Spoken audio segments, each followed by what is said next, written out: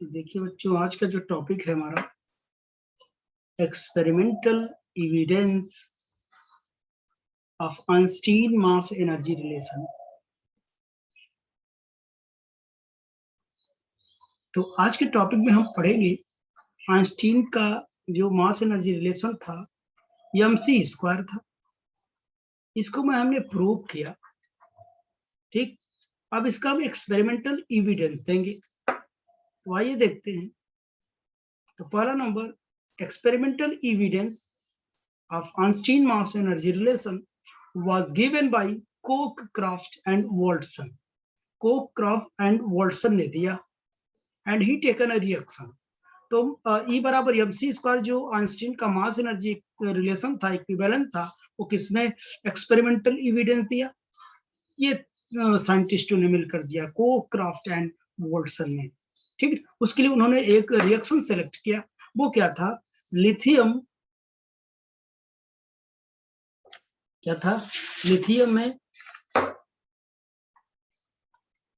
1H1 का जब react करा गया, 1H1 मतलब प्रोटियम कह लो, 1H1,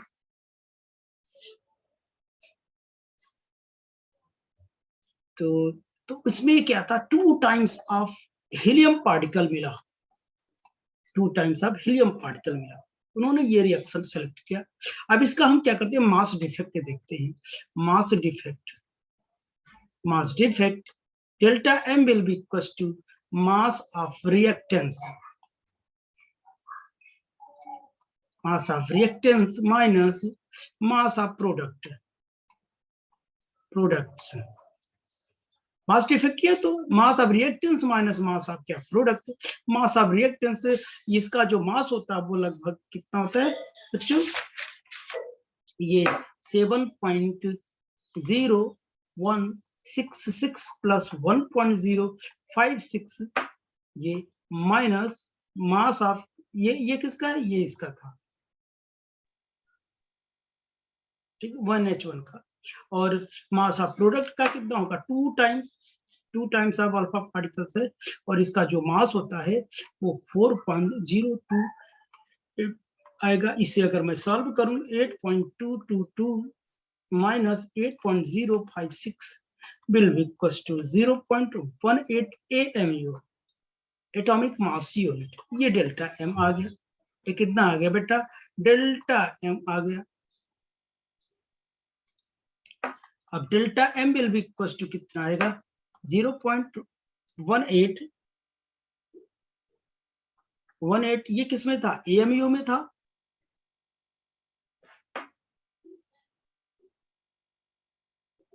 किसमें था? AMU में था। इसको हम कन्वर्ट कर लेते हैं। तो अब अभी तक AMU में था, केजी में बदलने के लिए क्या करें? 1.67 इंटू 10⁻27 का हम क्या कर देंगे? मल्टीप्लाई कर देंगे। ये हमारे पास क्या आ गया? इतनी आ गई, मास डिफेक्ट आ गया। अब हमको क्या चाहिए? एनर्जी चाहिए, एनर्जी, क्योंकि E बराबर mc², यही तो एक्सपेरिमेंटल एविडेंस हमको देखना है ना, इसी का। तो हम इसका क्या करते हैं? Corresponds to an energy, it corresponds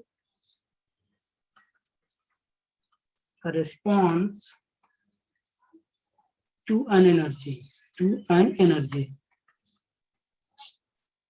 corresponds to an energy। तो इसकी जो एनर्जी होगी वो कितनी होगी? ये will be equal to delta M into c²। तो हमारे पास डेल्टा M पता है कितना है? 0.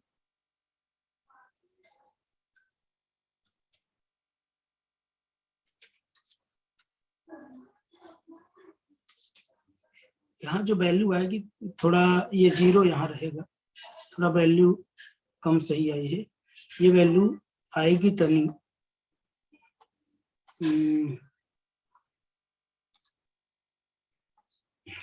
0.018। ठीक, 0.18। तो आगे देखना, तो ये कितना हो जाएगा? इसे हम वैल्यू रख लेते 0.0 18 into 1.67 into 10 to the power minus 27 into कितना हो जाएगा, इंटू सी स्क्वायर कितना हो जाएगा, 3 इंटू 10 दी पावर 8 का स्क्वायर हो जाएगा। इसे सॉल्व करो तो 0.278 into 10 the power minus 11 joule आएगा सॉल्व करने पर। अगर इसमें 0.278 इंटू 10 दी पावर माइनस 11 अगर 1.67 इंटू 10 दी पावर या 1.6 इंटू 10 पावर माइनस कितने का डिवाइड कर इलेक्ट्रॉन वोल्ट 19 का।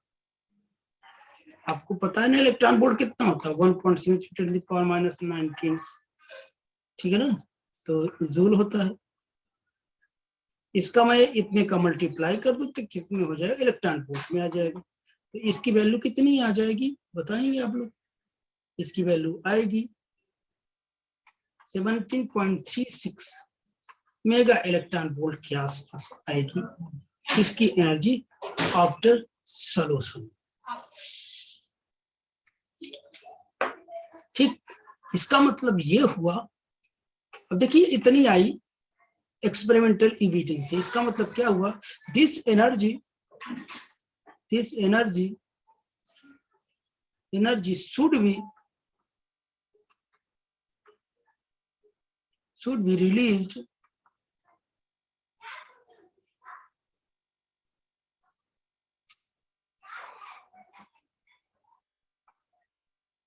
B released in the reaction. इतनी एनर्जी इस रिएक्शन में क्या करेगा, रिलीज करेगी।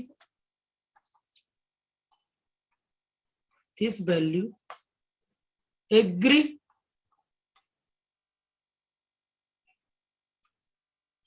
agrees with the experimentally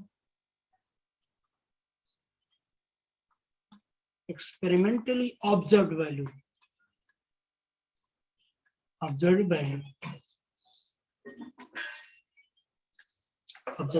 तो ये क्या था, this energy should be released in the reaction, this value agree with the experimentally observe value. ये ऑब्जर्व वैल्यू के लगभग क्या है, एक्सपेरिमेंटली ऑब्जर्व वैल्यू के क्या होती है, बराबर आती है। तो इसका एक्सपेरिमेंटल एविडेंस था। इसको इन्होंने एक रिएक्शन ले लिया, वहां से जब ऑब्जर्व किया उनकी जो वैल्यू आई थी लगभग इतनी आती थी। ठीक, 17.8 मेगा इलेक्ट्रॉन वोल्ट। ठीक, चलिए अब सेकेंड नंबर की बात करता हूं। In pair production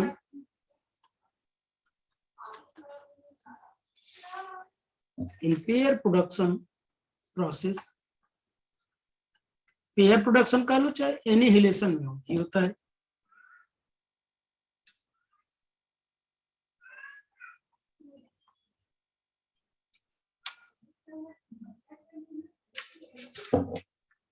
annihilation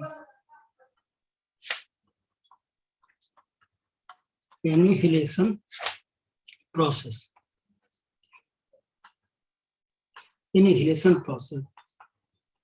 when an electron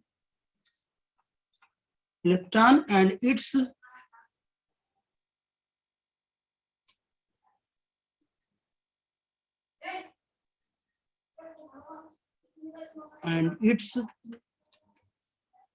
antiparticle यानी पॉजिट्रॉन, E प्लस होता है positron, reacts then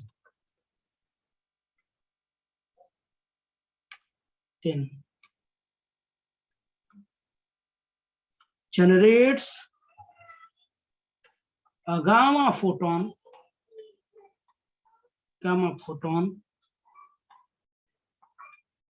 having 1.02 mega electron volt energy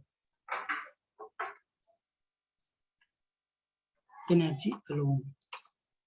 तो जब क्या पेयर प्रोडक्शन हो या एनिहिलेशन प्रोसेस हो तो उसमें क्या होगा, इतनी एनर्जी के साथ क्या होता है, गामा फोटोन क्या करता है, इमिट करता है।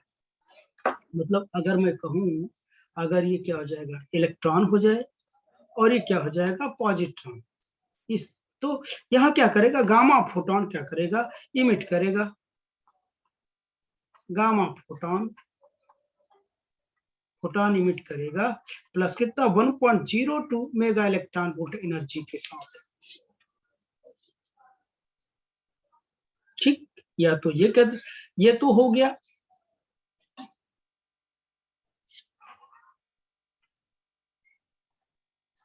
हो गया, ये क्या होता था, ये पेयर एनिहिलेशन था, पेयर एनिहिलेशन। एनिहिलेशन मतलब जब विनाश होता है तो गामा फोटोन में क्या करता है, ये इमिट होता इस एनर्जी के साथ। अगर मैं पेयर प्रोडक्शन की बात करूं, इन पेयर प्रोडक्शन